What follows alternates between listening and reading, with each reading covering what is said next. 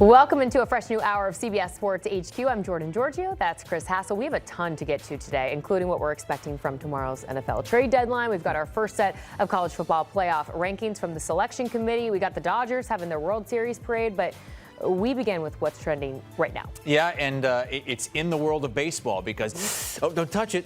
It's the hot stove season already. I mean, World Series goes 7 games, and then boom, right away, it's the offseason, and we are hitting the ground running today. Red Sox third baseman Alex Bregman, Yankees outfielder Cody Bellinger, and Mets slugger Pete Alonso reportedly opting out of their current deals. So they're going to be 3 of the bigger names on the free agent market this season. Also have a pair of standout closers in the National League, Edwin Diaz and Robert Suarez opting out. Bregman, the number 2 ranked free agent at our tracker at CBSSports.com, behind Kyle Tucker. Bellinger and Alonso also ranked in our top 10. So let's get to it. Some potential suitors out there. We have Jim Bowden with us, has not slept since Game 7 of the World Series because things just keep coming fast and furious. Let's start with Alex Bregman. Now, he could have been a top 5 paid guy this season. How much could his gamble pay off, and who might be interested in his services? Yeah, don't bet against Alex Bregman and his agent Scott Boras and free agent Chris. And by the way, happy offseason opening day. Yeah, this is exciting. So, look, for Alex Bregman last year, he had a long-term offer on the table for the Tigers.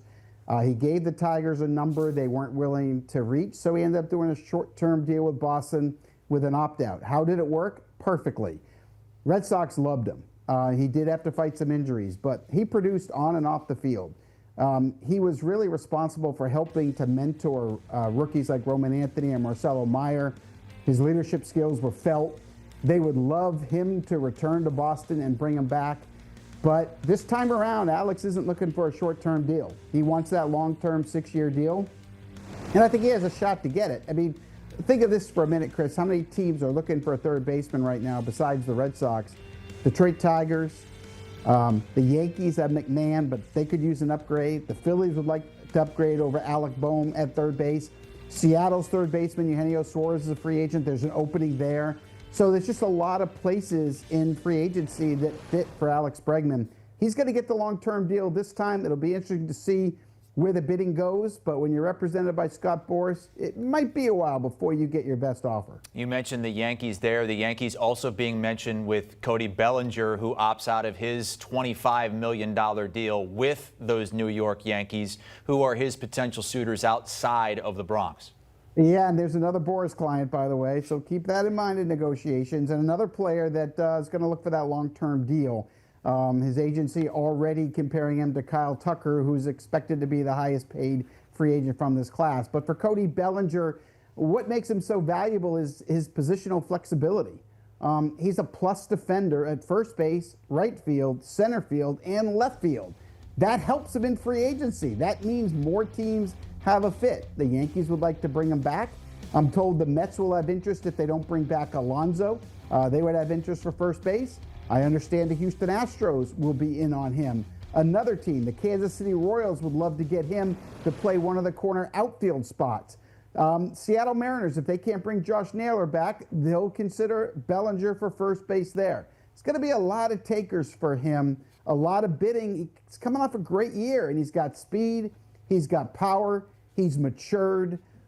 His at-bats are the best they've ever been in his career. He's going to do well in free agency, and like Bregman, I think this time around he's going to get that long-term deal. You mentioned the Mets and Pete Alonso coming off one of his best seasons, maybe his best season, but he's going to be 31 next year. So what is his next deal going to be looking like? Yeah, look, last year he couldn't get the 6-year deal. He basically had 2 offers. He had one from the Mets, one from the Blue Jays. Neither one were, did he really entertain. He went back to the short-term deal with the Mets. I'm told he's not going to go back for another short-term deal. If that's all the Mets are going to offer, he's going to exit. This is a guy that's played 150 games 4 straight years and 162 games this past year.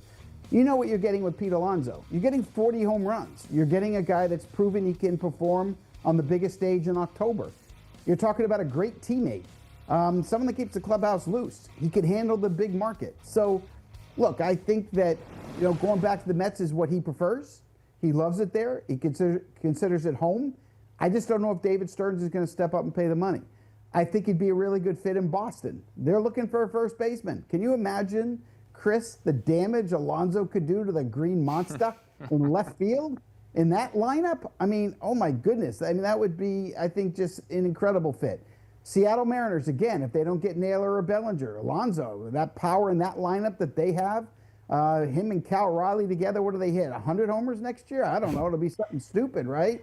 But, you know, I think Pete's going to have more teams. I also love the fit in Texas. I just don't get the impression the Rangers ownership is ready to spend money again, especially with Marcus Semien and Seager still on the books. So those are the big bats, and we have our rankings at CBSSports.com. You can check those out. How about the guys coming in to close things down, to nail it down? Edwin Diaz, Robert Suarez, both reportedly opting out. What's the market for those guys look like?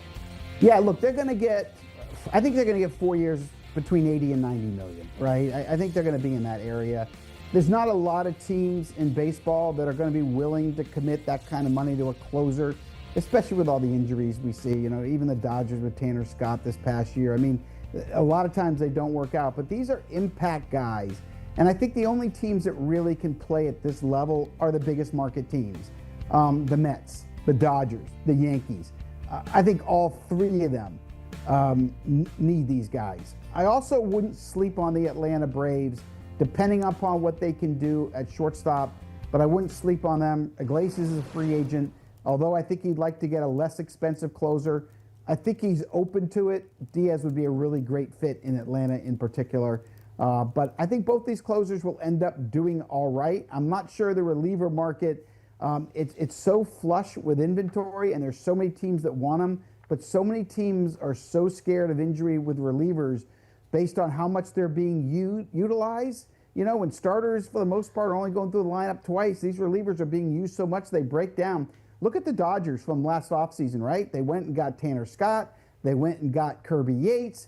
And where were they at the end of the year? They weren't even on the roster because of injuries or underperformance. So teams are going to be scared of it, but I think Diaz and Suarez will do okay, Chris. Yeah, Dodgers have one eye on the parade and one eye on next season as they go for a three-peat. Jim Bowden with us on HQ as the hot stove heats up. The Dodgers favored to do just that, plus 350 this offseason.